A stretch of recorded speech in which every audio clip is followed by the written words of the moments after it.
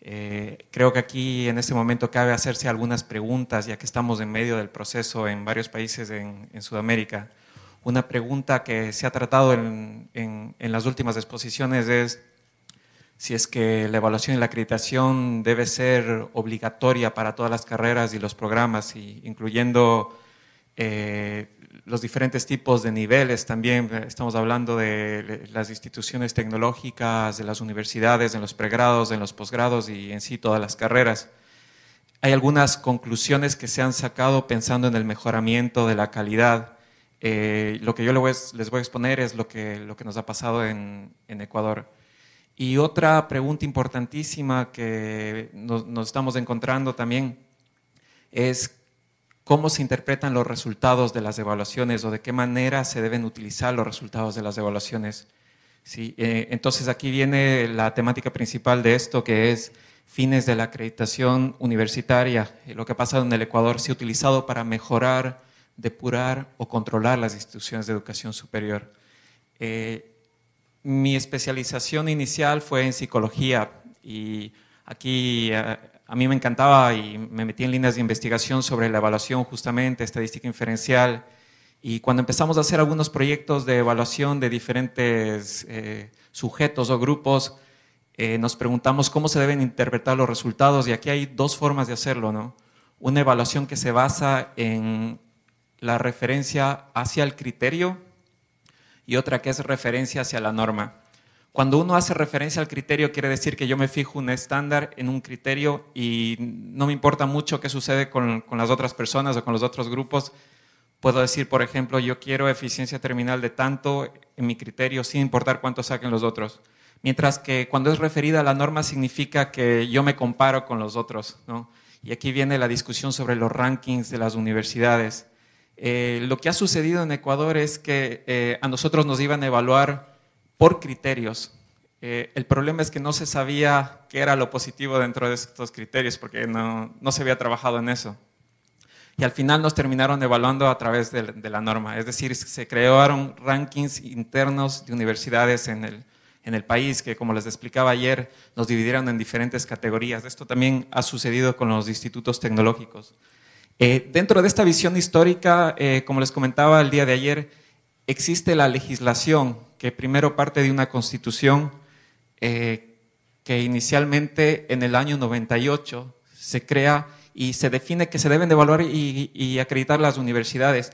Y se empiezan a trabajar todos estos años tratando de establecer criterios, estándares, y existe este periodo de tiempo en el que varias universidades ya fueron acreditadas. Yo recuerdo que nosotros empezamos con una autoevaluación en mi universidad. Yo participé muy activamente en este proceso, la autoevaluación, luego vino una evaluación externa, finalmente se tiene que dar la acreditación. Recuerdo que nosotros celebrábamos que fuimos acreditados justamente en el año 2009. Nos dan un informe que dice mañana se entregan los resultados, pero teníamos información extraoficial de que estábamos acreditados. Entonces hubo una especie de celebración.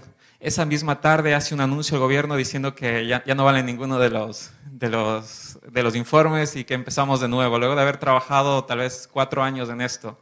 Entonces empezamos desde cero con nuevos criterios, nuevos estándares y bueno, aquí viene el mandato 14, que es de la Constitución, que como les decía ayer, lo que se estableció es una evaluación un poquito superficial de las universidades en la que, aunque era un diagnóstico general, así decía, nos terminaron poniendo en unos rankings a través de categorías por letras, ¿sí? Y esto fue en el año 2009. Y posteriormente, en esta misma Constitución, que salió en el 2008, decía que teníamos plazo de 5 años, desde octubre del 2008, para que todas nuestras carreras, programas, sean evaluados y acreditados. Este plazo se venció en octubre del 2013. Primero, con este proceso anterior, sí, porque tuvimos estas dos líneas de tiempo, con el proceso inicial marchábamos bien porque la mayoría de universidades estaban en el camino de autoevaluación y acreditación. Esto es en el 2010. Y en el 2010 también se fijan algunos objetivos en el Consejo de Educación Superior. Lo que está en rojo es lo que no se ha cumplido, sí, hasta ahora. Y esta es información que se fijó y que fue publicada por el Consejo de Educación Superior en el 2010, diciéndonos que obligatoriamente se iban a cumplir en estas fechas todos estos objetivos. Lo que se ha cumplido es la evaluación del mandato 14, que nos categorizó por letras a las universidades y que después fue ratificado en el 2013 con otras, y la evaluación de extensiones universitarias. Lo que no se ha cumplido son todos estos procesos, evaluación de carreras de pregrado, de posgrado, de carreras tecnológicas, de las instituciones de educación superior en el plazo que se había tenido, depuración, evaluación de habilitación, examen nacional de carreras y evaluación del desempeño docente. ¿Qué sucede cuando no se cumplen los plazos? Es lo que nos pasó a nosotros del año anterior con la evaluación institucional.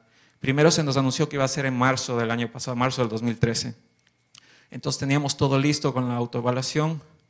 Posteriormente se nos anunció que iba a ser en mayo, posteriormente se nos dijo que iba a ser en julio, posteriormente se fue retrasando. Sabíamos que el plazo era octubre y si no, en teoría íbamos a desaparecer. En octubre teníamos todo listo, tampoco sucedió. Y en diciembre, más o menos a mediados de diciembre, cuando las universidades se cierran, recibimos un correo electrónico a las 12 de la noche diciendo, mañana les vamos a evaluar. Sí. Entonces debíamos de tener todas las personas de la universidad, no habían estudiantes, no habían profesores, sí, y nos iban a evaluar sobre todos esos criterios. Entonces fue una evaluación sorpresa. Sí. Y era porque querían terminar el año cumpliendo con lo que se habían establecido en los objetivos, es decir, con el informe de evaluación. Este es el resultado de lo que se obtuvo al inicio con el primer informe del año 2010 que tenemos en estas letras, ¿no? Como les dije el día de ayer, en este primer informe del mandato 14 de la Constitución, mi universidad estaba en la categoría A, que eran las universidades que en teoría habían sacado una puntuación de más del 60%. Las que tenían menos del 30% eran 26 instituciones de educación superior y de esas se eliminaron 14 luego de este informe, ¿sí? Sucede que después, con la siguiente evaluación que tuvimos, nosotros pasamos a la categoría B, junto con un montón de otras universidades, ¿sí?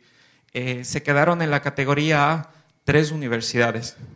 Nos entregaron el informe en enero del 2014 diciendo, ustedes están en la categoría B, todas estas 3 están en la A, todo este grupo grande de universidades está en la B, tenemos en la C, en la D, ya no existe categoría E porque las que deberían estar en la E se eliminaron, ¿sí? El problema fue que en el informe no nos explicaron nunca por qué estábamos en la categoría B, ¿sí? Solo nos entregaron esa categoría. Si ustedes están en la B, el informe saldrá en el futuro, ¿sí? Recuerdo que en ese tiempo también a mí me hicieron una visita a las mismas personas del CEACES que estaban evaluando los institutos tecnológicos para decirme, me ofrecieron trabajo en el CEACES. Me dijeron que yo trabaje como consultor, que lo que había sucedido es que evaluaron los institutos tecnológicos y ya tenían sus categorías, pero no sabían cómo interpretar los resultados de las evaluaciones, pero tenían ya sus categorías. Entonces necesitaban un experto que haga que encajen los datos, ¿sí? Y claro, eso no corresponde a la naturaleza de la profesión, ¿sí? Y les expliqué que si es que no había sucedido de esa manera, tendrían que decirlo abiertamente al público y tal vez empezar de nuevo, explicar. Esto es importantísimo porque en eso se basa en la institucionalidad, en la confianza, ¿sí? Y claro, yo no acepté, pero igual contrataron a otra persona para que se encajen los datos, ¿sí? Luego de un mes, como les decía, que nosotros recibimos nuestra categorización, que estamos en la categoría B ahora, estábamos hablando el día de ayer también de los rankings internacionales. En mi universidad existe algo de credibilidad, otras personas no creen en los rankings, en el QS World University Rankings, que es de Gran Bretaña, en Shanghái, ¿sí? Pero mi universidad en Ecuador es la que aparece en los rankings internacionales como la mejor universidad de mi país. Pero en nuestro ranking interno nosotros estamos en la categoría B. Es algo que ha afectado la opinión pública también, sí, y claro, ha perdido un poquito de credibilidad este proceso.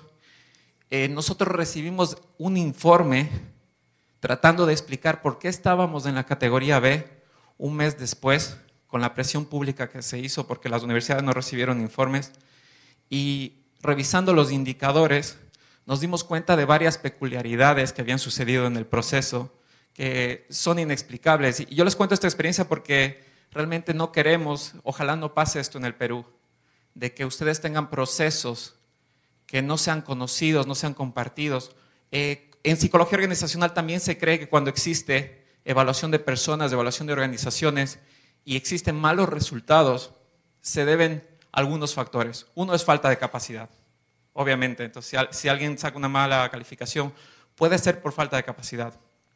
Otro es porque hay estándares demasiado altos y entonces se le evalúa con estándares que no se debe. Otro es falta de logística, falta de recursos, ¿sí? Falta de materiales, falta de herramientas para poder tener esos estándares altos, ¿sí? Entonces no siempre es por falta de capacidad. A nosotros en la evaluación de instituciones se nos consideraron estos criterios: academia, eficiencia académica, investigación, organización, infraestructura. Estos criterios, como son expuestos aquí, son bastante coherentes, bastante pertinentes, tienen una naturaleza que se ha investigado a través del tiempo en diferentes países. El problema es cómo se evaluaron estos criterios. Si nos fijamos en estos criterios, academia tenemos posgrado, dedicación y carrera docente. Ayer yo les decía que, por ejemplo, en dedicación se nos evaluó de que todas las carreras deben de tener al menos un 60% de profesores a tiempo completo. Y esto, claro, para algunas disciplinas no tiene justificación porque se necesita la práctica profesional de los profesores. En eficiencia académica, que esto también se mide, y este es uno de los criterios que se mide internacionalmente, tenemos algo que se llama eficiencia terminal, que por supuesto lo miden todo el tiempo en todas las universidades. Y hay un indicador que pesó mucho, que se llama tasa de retención inicial de grado. Tasa de retención. Eso es lo opuesto de la deserción. Sí, debía haber sido deserción realmente, ¿no? Pero lo interesante es la manera como se lo midió. Porque a nosotros nos dijeron, se va a medir esto, tasa de retención. ¿Qué significa? Es eficiencia. ¿Sí? Significa que tus estudiantes ingresan a la universidad y luego de 2 años no se han ido de la universidad. Si se van de la universidad, pierde el estudiante, pierde el país, pierde la universidad. ¿Sí? No es eficiencia. Entonces, ese es el punto. Ingresan en 1 año, luego de 2 años se mide si todavía están o se han ido. Nos explicaron de esa manera y nos explicaron al principio, bueno, lo que sucede es que si se quedan en la universidad, ustedes van a tener un buen puntaje porque significa que tienen eficiencia. ¿Qué sucedió en la práctica cuando recibimos el informe, ¿no?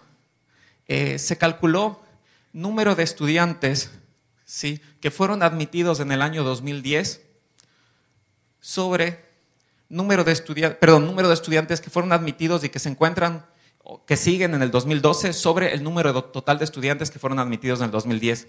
Quiere decir, es el radio entre todos los que fueron admitidos y los que todavía se quedaron en la universidad. Claro, es para ver si se han quedado o no se han quedado. Entonces, en teoría, la interpretación de este indicador debería ser una línea recta, así, porque significa, tú recibes más puntajes y más estudiantes se quedan en tu universidad. Así se nos explicó. ¿Qué sucedió en el informe? Hubo esta curva de utilidad.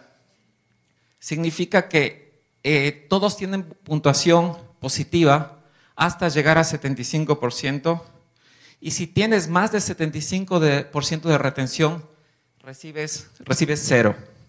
Mi universidad tuvo 75.1 y recibió 0. Sí, por eso.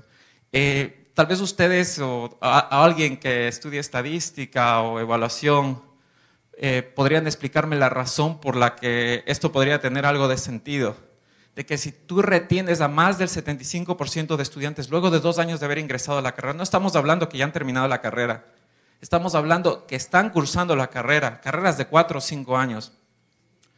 ¿Qué sucedió? Nosotros tuvimos 75.1 y nos pusieron 0. ¿Sí? Universidades que tenían una retención del 10% tuvieron más puntuación que nosotros, ¿sí? Porque la línea va así. Y aquí, de repente, mágicamente baja a 0, ¿sí? Luego del 75. Sí, un poquito extraño, ¿no?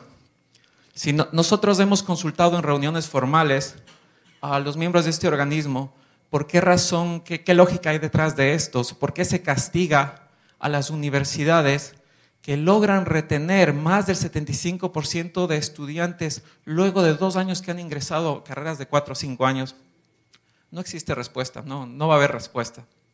Los organismos oficiales han dicho que es criterio de expertos. Sí. Claro, mi reacción ante esto es, bueno, ¿cuáles son los expertos en este tema, no? Porque por suerte me concedieron una cita para yo hacer estas preguntas específicas. Por favor, explíquenos por qué nos pusieron 0 luego del 75%. No existe respuesta. ¿Sí? Entonces, este es un ejemplo de lo importante que es la comunicación, de cómo se van a evaluar los indicadores. ¿Sí? Porque las universidades pueden creer que están bien, pero luego el informe te dice que estás mal. ¿Sí? El informe te dice que es malo que tus estudiantes se queden en tu universidad y luego de 2 años de haber ingresado, ¿no? No sabíamos qué decir para la siguiente evaluación. Entonces tenemos que hacerles que pierdan a algunos estudiantes para que nos pongan buena puntuación, ¿no? Tienen que irse a la universidad para... La diferencia estuvo que las universidades, las 3 universidades a las cuales les pusieron en categoría A, estaban aquí. A los que están aquí entre 50 y 75%, les pusieron 100% de puntuación, ¿sí?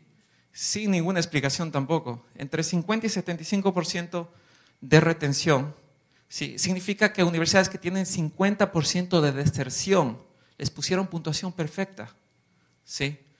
Claro, ahí recordé lo que sucedió cuando a mí me propusieron que trabaje como consultor para que encaje los datos de los institutos tecnológicos, ¿sí? Un mes después de que nosotros recibimos la categorización, nos pasaron el informe con este tipo de datos de evaluación, datos incomprensibles que esperamos que no suceda otra vez. Por eso el proceso en Ecuador para las universidades ha perdido mucha credibilidad. ¿Sí? Ya las reuniones que tenemos ya no son para escuchar, ¿sí? Ya son reuniones para discutir. Lamentablemente hemos llegado a esa actitud porque no se tiene credibilidad en quienes manejan la evaluación y la acreditación. ¿Por qué razón? Porque no son agencias independientes, son del gobierno, son trabajadores del gobierno los que evalúan a las universidades. Entonces tenemos esa relación. ¿Sí? Entonces,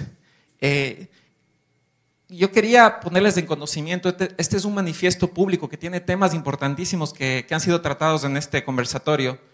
Esto fue escrito hace unos poquitos días en el Ecuador. Se lo redactó en una reunión entre cientos de profesores de las universidades que están en todas las categorías, porque los que están en la A tampoco están de acuerdo con lo que ha pasado, porque así como nosotros nos pusieron en la A en el 2010, sabíamos que en algún momento, por cualquier razón, nos iban a poner en otra categoría y nos asusta. Y nos asusta lo que va a pasar. Nos van a volver a evaluar en 3 años, otra vez.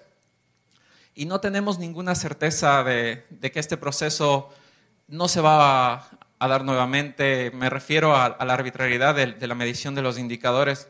Entonces, este manifiesto es muy importante porque ha sido construido con la academia en el Ecuador de las diferentes universidades.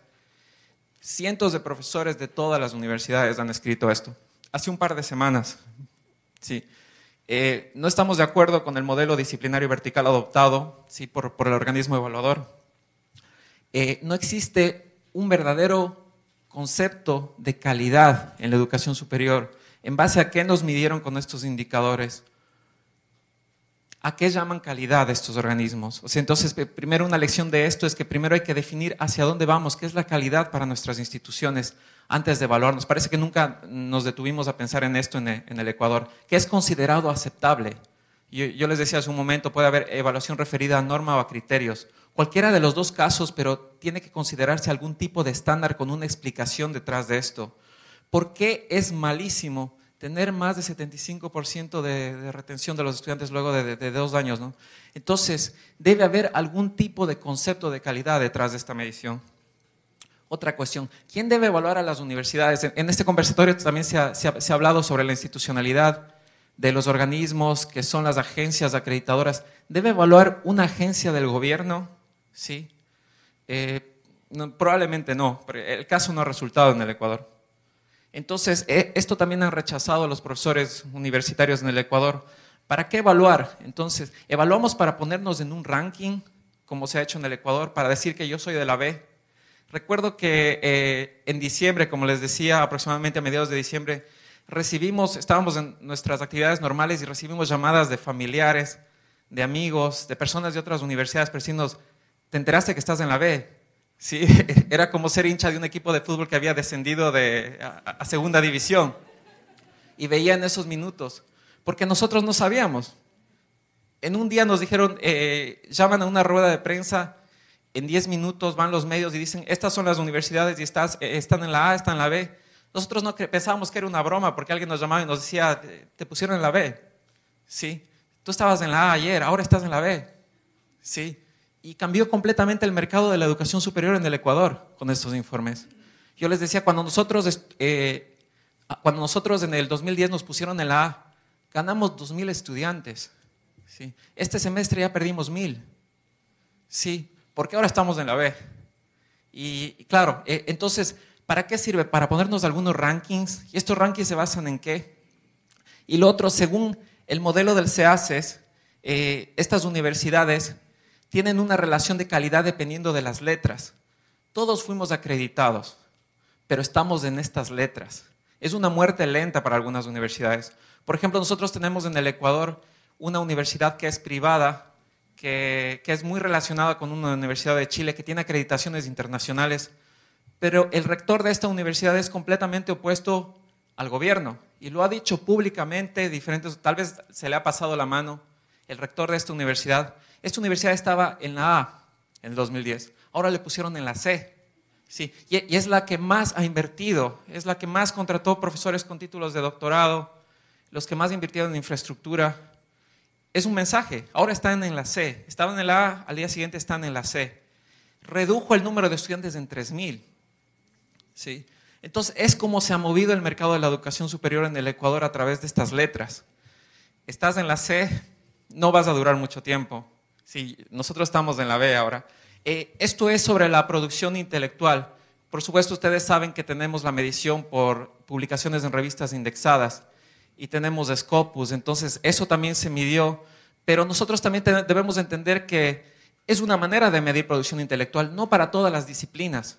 Por ejemplo, hay muchas disciplinas que no tienen publicaciones en revistas indexadas, entonces deben existir otras maneras de medir producción intelectual. También se privilegia las publicaciones que son en idioma inglés, ¿sí? Versus las de nuestros países que muchas veces no lo son. Entonces, este también es un llamado de atención de los profesores que tenemos. La calidad está relacionada dentro de estos criterios de evaluación también con la eficiencia administrativa. Entonces también nos han dicho, veamos el gasto administrativo, veamos cuánto ustedes han invertido en infraestructura, y eso también afecta a las universidades y a los institutos tecnológicos que son de diferentes provincias, o lo que veíamos el día de ayer, que tienen conocimientos ancestrales. Entonces, por ejemplo, cuando nos evaluaron a las universidades en el año 2010, fueron a la universidad indígena en la Amazonía, y a ver, muéstrenme en sus laboratorios que tengan los últimos equipos de tecnología. Y ellos tienen otro tipo de saber. Ellos han encontrado hongos que eliminan los residuos del petróleo. Y no en laboratorios. Sí, lo han visto, lo han patentado. No tiene laboratorios, cero. Eliminaron la universidad porque no tenía laboratorios y por algunas otras cuestiones.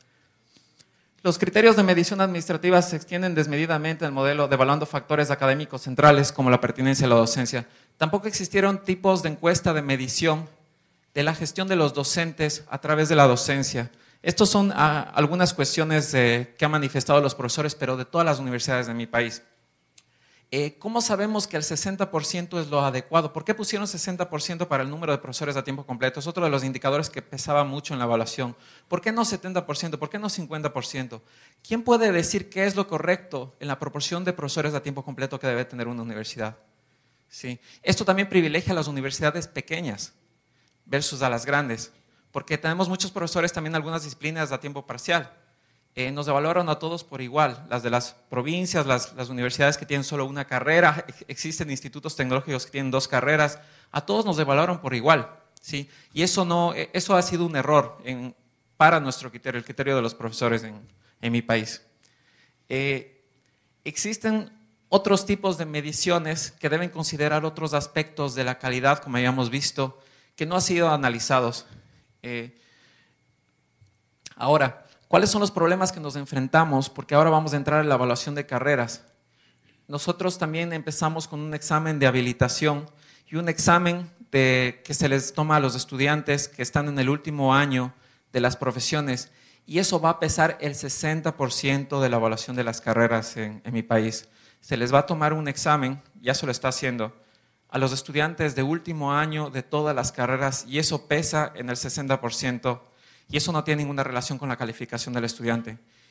Si es que no cumplen con un estándar de esta evaluación de carreras, las carreras son eliminadas, ¿sí? Si un estudiante estudió una carrera y esa carrera es eliminada, por supuesto se desprestigia la universidad, la carrera, y se elimina del mercado y nadie le va a querer contratar en el país. Entonces son cuestiones en las que nos estamos metiendo que no han sido analizadas mucho, y que este es el momento perfecto para que en el Perú, antes de que se tomen, ojalá que no se tomen este tipo de decisiones, se vea lo que ha sucedido en países tan cercanos como el Ecuador, ¿sí? Entonces, los problemas que enfrentamos viendo lo que ya se acerca es relaciones negativas con los organismos de evaluación y acreditaciones tras impugnaciones, ¿sí? Yo recuerdo que yo fui a la audiencia pública a presentar la apelación de mi universidad, ¿sí? Porque nosotros fuimos a apelar cuando nos dieron. Hay una fase en el reglamento que dice tú puedes ir a apelar en audiencia pública. Entonces yo llevé las carpetas de evidencias digitales, todo, entonces les mostré uno por uno. Yo hice la presentación de la investigación y de la vinculación. Y las personas que me recibieron en audiencia pública me dijeron, sí, todo esto tiene sentido, usted tiene razón, algo falló en el sistema, no les contamos esto, todas estas cosas, no se preocupe, todo está bien. Luego en el informe final sale la misma puntuación exactamente.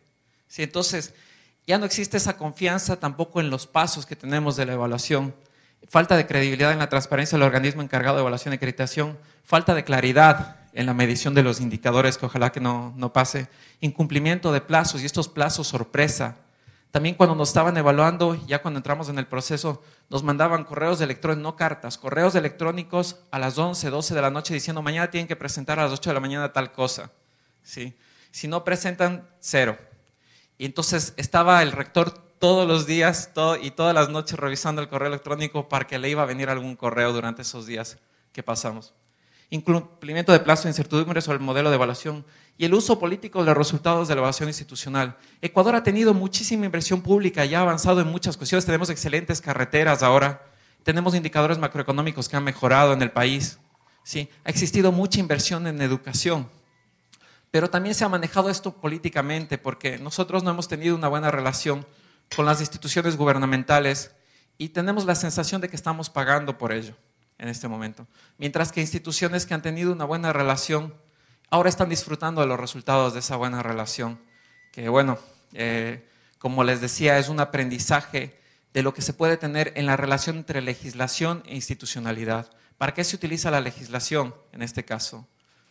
Para controlar, para evaluar, para mejorar, ¿sí? En nuestro caso se ha utilizado para controlar el sistema de educación superior. Y espero que puedan salir algunas preguntas también de esto en las siguientes fases, porque sería interesante poder relacionar lo que está pasando en el Perú aquí, con mi país. Y muchas gracias por